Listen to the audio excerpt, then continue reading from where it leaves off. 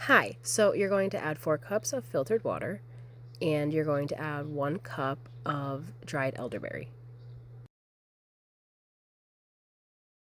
So now I'm going to add in oranges and lemons. Now I just take one whole of each and I just slice them.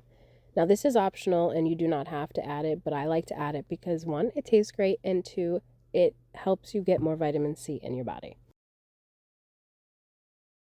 So anyways, this is taking forever to get to the next part and I forgot to cut it out. So now you're going to add ginger and you're going to slice it. I like to leave the skin on, but you don't have to.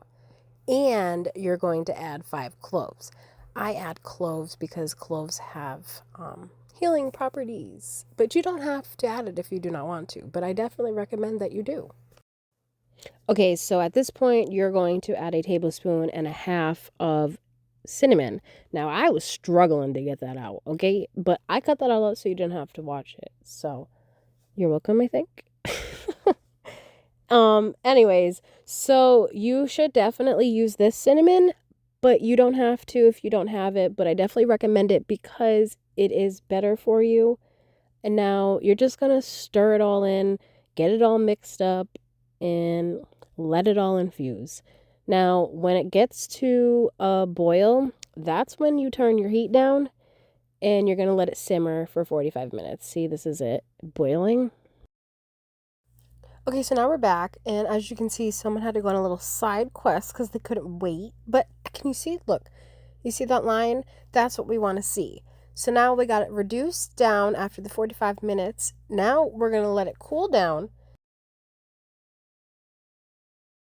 Now that it's cooled down, we are going to strain. Definitely remove the peels and the ginger before you do this. Just makes it easier.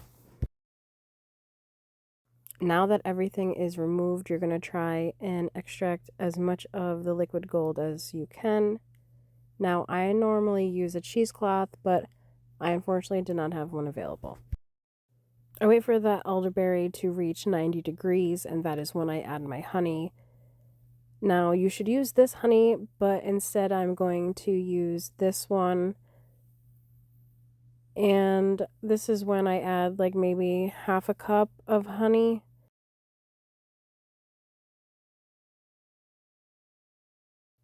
So now you're just going to mix it all in.